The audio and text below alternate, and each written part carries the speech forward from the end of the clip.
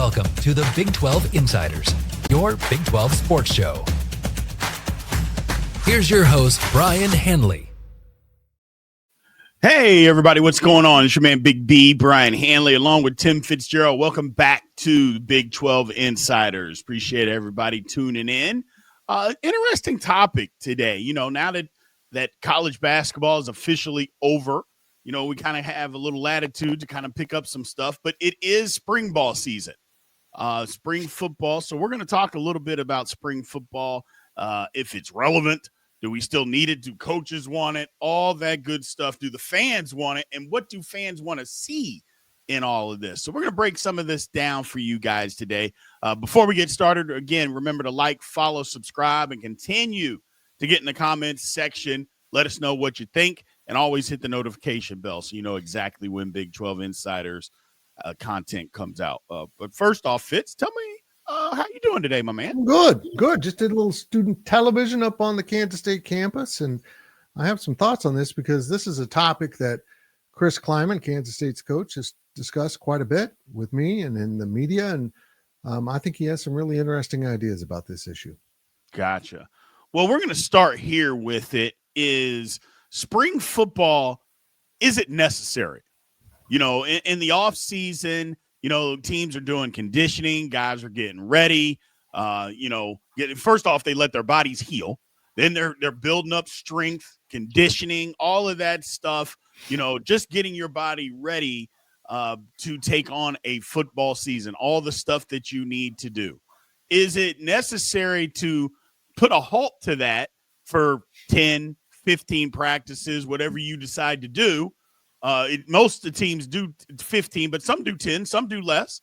You know, you have that ability. Or do you just continue on with conditioning throughout?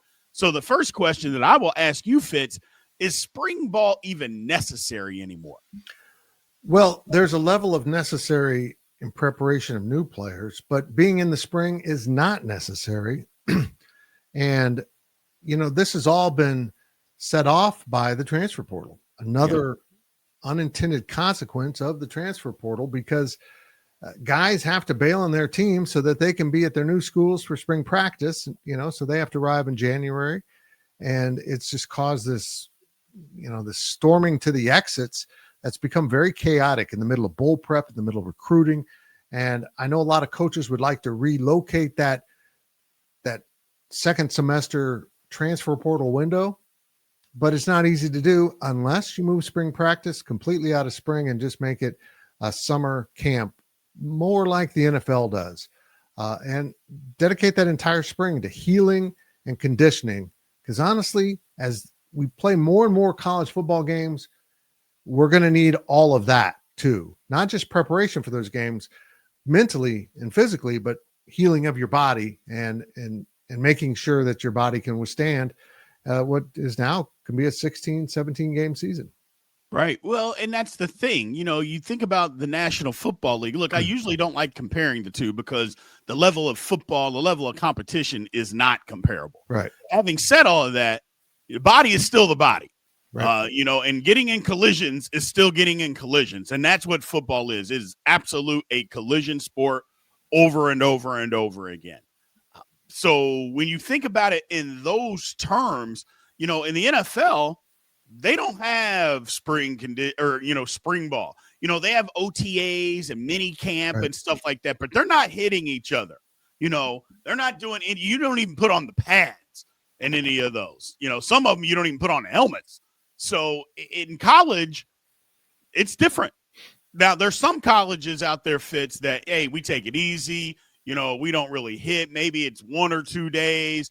There's others, as many times as you can get physical out there, they're getting physical. As many times as you can hit, we're going to hit. So I think that's you have to look at that. Like you talked about, 16, 17 games. They do that in the National Football League, and then they take a huge break. You know, and again, it's for one reason only, to let your body heal. Let your mind and body heal. And to, again, get your body built back up after it heals to go take that punishment that you're about to place on it again. That's what it's for. And it seems like they break that up in the spring. And that's why I'm not sure that it's necessary. I'm really not, especially, and you're right about the consequence of the transfer portal. I'm just not sure where you can move that window. Yeah. It stinks. It's not fun for anybody. I think the window that they really need to move is the signing date. You don't need to have the signing date be in December. That's the one. Just either move forward or just keep the one that you already have in February, leave it alone. But having that early one in December is literally mind-numbing why that's even a thing. That's one of the dumber things the NCAA has done. I agree. A lot of those things. Yeah, there's a lot of that. That's a long list. Yeah. That spring football will never be the same under these current conditions when Nebraska cancels their game. Absolutely. I mean, as someone who grew up in the Big 8 territory, that spring game is legendary. Mm-hmm. I mean, they would sell that massive stadium out every year for a spring game. But now there's just not enough bodies, roster limitations, injuries, and the portal again has set this off where you've got too many players that have left the program and maybe not enough have come into the program. It's just not sustainable at this point. And a lot of places are canceling their spring game because they don't have enough players to stock two teams. And now there's talk of exhibition games, and we can get into that. I'm not a big fan of that because an exhibition game in football for college kids, particularly if you're going to play a rival of some sort or someone that has some meaning to you, it's going to get ugly and we're going to have injuries. And that defeats the entire purpose. I'm all for exhibition games as long as there's strongly guarded rules and it doesn't just turn into a full contact game because then you're kind of defeating the purpose of healing up bodies, aren't you? Yeah, absolutely. That's the whole thing. It's just, I mean, obviously before, and we remember all those games, it was an event. It was the thing that you looked forward to in the spring. Basketball's over. Whether your school is big into or baseball or not, the spring game was just a thing, and people would go. It was a good time, but you risked injury. It was a scrimmage, so there's tackling and all this stuff involved. Now there was ways to protect quarterbacks and that kind of stuff, and you did all of that, but it was still risky, and there were times that guys would get hurt in those things. Yep. Season-ending injuries. But you're right. It's one of those things where it's going to change, like you mentioned, with Nebraska just not having it. I guess to move forward is, do coaches even want it now? Like spring, to me, if they just did all fundamentals and they weren't out there hitting, that makes sense. But that there's going to be schools and coaches that absolutely believe in that, but others don't. So I guess my question is, to you, Fitz, do coaches still want this thing? It's an interesting divide in coaches. You got some more old school guys that, of course, they want spring football. Chris Kleiman's willing to look at how to shuffle the deck and rearrange some things to not have spring football, but to make it more useful in other ways.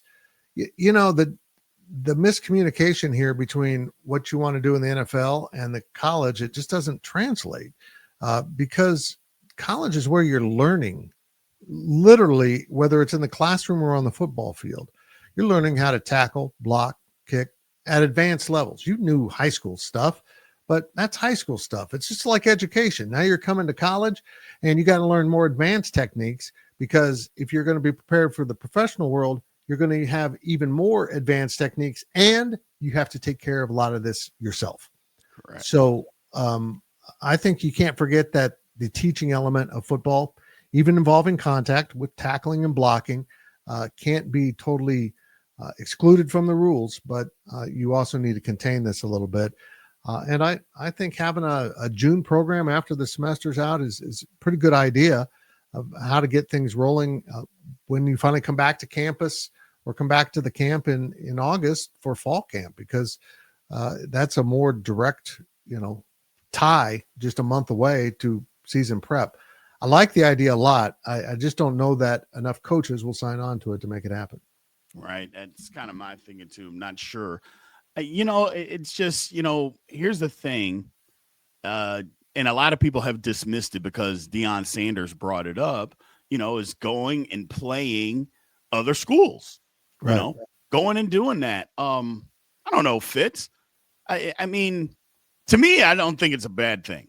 I just don't think it's a bad thing at all. I think going and playing another school, practicing a couple days against them, that model, I don't necessarily disagree with it. There's some that don't. I do like what Mike Gundy said. Let's go and do it. What's the NCAA actually going to do? Like, what's the punishment really going to be? All these rules and things that are actually being broken, what are they going to do if Colorado says, you know what, we're just going to go to Syracuse and we're just going to practice against them? What are you going to do? Like, what's the punishment?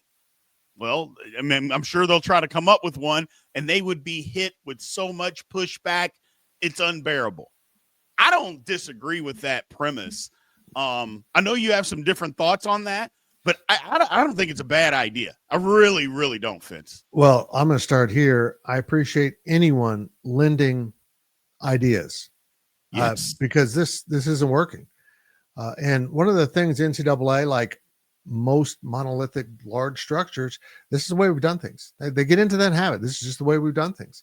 And that doesn't mean it's right. It means it's, there's a fine line between a groove and a rut. And I think the NCAA, when it comes to these things, has been in a rut. So I appreciate that. I think it's worth allowing schools to choose their path.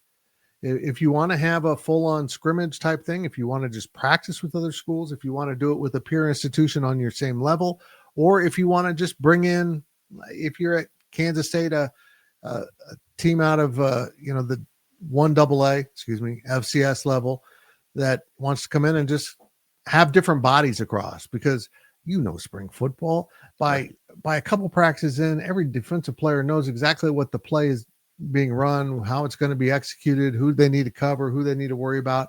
And that impacts learning. Yeah. Now you're learning how to cheat, because everything coming, rather than recognizing what you need to recognize from an opposing offense or defense and reacting to it. So I think there's a level here that would be better preparation if you did bring in an outside program. Yeah, absolutely. I think it would be fun, and if you don't want to get into a game setting to where, guys can pop. First of all, I think we have to stop looking at football as, well, they can possibly get hurt. It's football. Guys are going to get hurt. I don't care if they're hitting or not. I mean, I say this all the time and people get tired of it, but it's just a fact. Football, bones break, ligaments tear, soft tissue injuries happen. That's just the nature of the beast. You're not going to get around it. It is literally a part of football, injuries. So whether you're hitting or having a scrimmage, that's going to happen. So we got to get out of that way of thinking, number one. But you're telling me that a BYU going to, I don't know, a UCLA to practice and they meet in Vegas and they have a practice or something like that, or whoever, a Colorado said they're going to they want to practice against Syracuse and they meet in Indianapolis, just somewhere halfway in between or something like that. You don't tell me that those things wouldn't be fun. You get 5 or 6 of these matchups in an Indianapolis or in an Atlanta, a Dallas, stuff like that would go on all day on a Saturday. Again, it doesn't have to be a full-scale game. It can just be a practice. Have one at 9 o'clock in the morning, another one at 11:30 or noon, and just have them all day. I think that would be outstanding and something to think about. Again, make it a practice. Get something out of it, because as somebody that went through spring ball, just like you mentioned before, it's kind of like the summer camp. You get tired of hitting the same person every single day because you know how they're going to do something. They know how you're going to do something. And like you said, you're not really learning anything. Then it becomes more of just, okay, let's brother-in-law this so we can get through it. Well, okay, that's great. We get through it, but that doesn't help anybody. We're trying to get better. And at some point when you're going against the same person over and over, doing the same drills over and over, you're not really getting better. Yeah. You can work on fundamentals and technique, but you don't need anybody else to do that kind of stuff, Fitz. I think people would get more out of it. The only reason I say they get more out of it, the NFL absolutely wouldn't do it if it didn't help. That's the thing that I can tell you. There's no way in the world that National Football League would allow their players that they are investing a lot of money in would be going and practicing against other teams if it wasn't beneficial. They wouldn't do that. too much invested for them to do that. I think colleges can do the same thing. I agree. I think this is something that the NCAA needs to take a new approach to. Actually, let the coaches get together and decide what works best in this current environment. The NCAA keeps making decisions, and granted, a lot of it's activated by court cases, but they keep making decisions without turning around and asking the actual coaches or players that are involved, does this work? That is such horrendous leadership that it makes me even more in favor of dissolving the NCAA and just starting over. Well, let's start over with spring football, and let's get 20 coaches in a room together. Each conference can pick representatives that go to this, and let's sit down and talk about what we all want, what we work, and what rules are flexible enough to work for the teams that want to have these scrimmages against other schools and the ones that don't. Let's make it work for everyone, and everyone's approach can be a little bit different, but let's set guidelines within those different ideas and advance from there. I know it's nuts, but I think, well, we should probably ask the football coaches the best way to coach football. And that goes through, if you're talking about basketball also, they need to start leaning on the professionals that are hired to do these jobs instead of the executives that oversee things that may not be as in tune with what the real needs are in the real world. But here's the thing. In basketball, they do it. Yeah. They do it. They allow it. In basketball, they do have these scrimmages against teams. So I'm like, so hold on a second. If basketball is doing it, and they absolutely are, we see it, all the time, why isn't football allowed to do it? I mean, is it because of the time of the year that you're doing it? Because it's during basketball season per se, that practice has already started, so then they're going to scrimmage another team? Well, that doesn't make sense to me. Just because, you're allowing football to practice during this time. To me, if they're allowed to practice, that's in season. So what difference would it make where they did this? Matter of fact, since NCAA, we know that it would be about money, and I'm sure that's the holdup with the NCAA. Hey, you split the profit. Split the profit with the NCAA, or you do it in thirds. Third goes to the NCAA, and the other third, it goes to the two participants. Because people would show up. That's the whole thing. There's no doubt in my mind. If we had a pod system, where teams were showing up and you could do 4 or 5 of these in a day, people would 100% show up. Now, I'm not saying it's going to sell out like the Nebraska game or anything like that. I'm not saying that. But don't tell me that people wouldn't go to watch these things. They absolutely would go. So why not do that? And again, it's something that I know nobody ever thinks about this, but for the fans, Fitz. Nobody ever takes the fans' consideration into this. This would be something that not only helps the coaches, but this would be fan-oriented. And maybe that's the reason that they don't do it, because it's fan-oriented. Because being able to go to, I don't know, let's just say Dallas, because I live in Dallas. Having 4 teams meet up in Dallas, like Ohio State comes and meets up with Texas Tech in Dallas or whatever. Again, any school, and you're just meeting up. You have 4 of those. You don't think people are going to come and watch that? Of course they will. A USC meets up with Florida State in Indianapolis to have a practice session, stuff like that, man. I just think sometimes we got to think outside the box. All this, like you mentioned, this NCAA, it's always been done this way, so we got to continue to do it that way. We're in a new age, Fitz. We're in a day and age right now where everything should be on the table. There should be nothing off limits.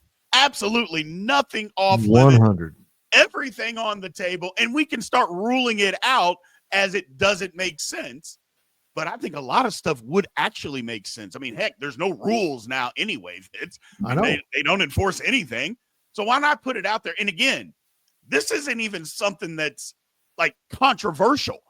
Like letting teams come together on a scrimmage. It's going to be a controlled scrimmage. It would be, a controlled scrimmage. How is that something that shouldn't be getting done? I don't get it. I feel like in so many ways that the NCAA has been required to make so many changes because of losing court cases. that now it's almost like their living room has been repossessed and they're down to clinging to that one ugly chair in the corner, and we'll call it spring football, and they won't let anyone take it. Like, Right. we're trying to, this is the way we've always done it. We're going to hang on to this. No, this is a perfect time to put everything on the table. What has been, what can be, what possibilities, move to the summer, have exhibition games, just get rid of it all together. No idea is a bad idea in a case like this. Let's listen to it. Let's vet it and let's move forward. But I'm going to say something here that is going to shock people at the NCAA. Maybe we could look forward, be forward thinking, and try to innovate and solve problems instead of bitch about the problems. And that's all the NCAA does now, is complain about the ramifications of the court cases they've lost. Come on, let's get creative. I think the roster limits, while troublesome, is a very creative solution to the court ruling you can't limit scholarships, which I don't absolutely understand 100 at all. How can a court rule you can't limit athletic scholarships, but any other scholarship can be limited? It makes no sense. But the NCAA did come up with a response. Okay, we're going to just limit your rosters. And there's been problems with that, but at least that was kind of a progressive idea. You're thinking forward now instead of what has been. They have to adapt. They have to get better at adapting. But trust me, as a member of the olds, we don't always adapt. But I'm one that believes you got to keep swimming or you're going to start dying. And they've got to figure this out. Absolutely. Absolutely. Let me just ask you before we ended here, spring games, I know we've been talking about what to do. Are they just dead, Fitz? Are spring games just dead? Here's my thing, and I'll go first, I guess. I think in 3 years, nobody's going to have them anymore. No. In 3 years, nobody's going to have a spring game. Look, Matt Rule came out and said what nobody said out loud, and he's 100% correct. I don't want to have a spring game because I'm tired of people stealing my players. He's 100% correct. I think spring games will stick around if you do not have the second transfer portal in the spring and you don't allow people to transfer again. Then spring games may stick around. Maybe it'll stick around another 6 years, but then I still believe it's going to go away. But he's right. Why have a spring game and then the transfer portal opens up after that? Guys get to practice all spring, see where they are in the depth chart, see how they like it, and say, you know what? I'm out of here. Or better yet, other teams look at them and say, you know what? That guy's pretty good at Nebraska. Let's give his agent a phone call and see if he would like to come to our school. I agree with him. I think he's 100% correct. I think he's spot on the money. Spring games, again, like I said, there's still places out there that are going to have them, but in 3 years, I don't think anybody's going to have them because they don't want them. This is exactly why you need to get the coaches involved. I never thought about players being stolen based on spring game performance. I'm old enough to remember Bill Snyder being so paranoid about getting, plays and schemes stolen from spring football. And thus, when he had a spring game, it was totally meaningless. There was hardly anything shown, no innovation to it. It wasn't fun. And Chris Kleiman recognized that I can get – and remember, it's a practice. You have to count that as one of your 15 practices. And a lot of coaches started to say, I can get more out of that practice as a practice than this exhibition in which we don't show our plays. But now you don't want to show the players, then that's the end of spring football. And I get all that. At Kansas State, Chris Kleiman is not a huge fan of spring football in terms of the spring game. But as you mentioned in your open, Big B, he's gone to 10 practices, not 15, and added 3 weeks to conditioning. So now we see coaches trying to adjust to this environment of more and more games through what they can control, which isn't a whole lot. And people are trying some different things, which I'm all for. Yeah, absolutely. Again, innovation is always important. Try different things, whatever works. But I'm in survival mode. If I'm coaches, I'm in survival mode, trying to keep my player. I mean, hell, you already had to recruit your own guys once. Now the NCAA is saying you have to do it again based on spring, which is insane. I never feel sorry for coaches because they make a lot of money. especially at the higher levels, and it's part of their job, and they know that it's part of their job. Having said that, that doesn't mean everything about their job is right, that the people that make the rules are not making it harder and harder. Because this one could easily be eliminated by saying no spring transfer. That means if you want to transfer, you better make your mind up now. Because if you don't, and you better make the right decision. Because if you don't, sorry, you're going to be there for a year. And that could be easily eliminated. Again, I'm just dumbfounded how the NCAA would allow such a thing. It literally doesn't make sense. And I don't want to hear you're looking out for the player, because if they don't like their situation, they can go, well, they just left. And we've seen it, Fitz. This is not an isolated case where a guy transfers from one school, goes to another, stays there during the spring, don't like it, I'm going somewhere else. We've seen a multitude of guys do that. Key players that leave and go start other play. And it's just like, well, you made a bad decision and now you're getting bailed out. I don't understand it. Again, I am pro player. I'm always going to be pro player, but I always make a caveat to that when it makes sense. And players making a decision and then in 3-4 months' time, well, that was the wrong decision. Hey, man, decisions, things have consequences. Some are bad, some are good. But everything that you do has a consequence. And sometimes you have to learn a hard consequence, and you shouldn't just get bailed out because you made a wrong decision or you weren't as good as what you thought, which that's what a lot of this is, Fitz. These guys are not as good as what they thought, can't beat somebody out. Well, hell, I left a school where I was going to get playing time. Now I'm not even going to get any playing time. What's going on here? So I don't know. That's just me. It's crazy. Well, again, let's ask the coaches. Do you want to eliminate one of these second semester portals? And which one do you want to eliminate? I suspect they'll want to eliminate the January one. Why? Because then their players can't transfer out immediately after the season. You get to have them in spring football and maybe keep them, because now the player says, oh, I really am going to play. I really do have an opportunity here. So that's, again, hey, let's ask the coaches. If you're going to eliminate a portal, which one do you want to eliminate? Because honestly, I don't think we know that answer. I don't think we have any idea what that answer is. But boy, a little vote would be very intriguing. And around that, then you can advance to your next idea, how to handle those transfer periods.